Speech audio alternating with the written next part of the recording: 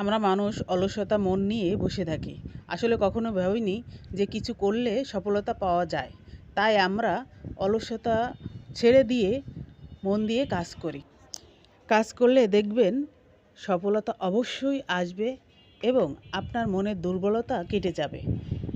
আমরা কোনো কাজ করার আগেই ভেঙে পড়ি, কারণ আমরা দুর্বল। এই দুর্বলতা ছেড়ে দিয়ে আসুন যে যা পারি সেইগুলো কাজ করি। জেগে উঠুন।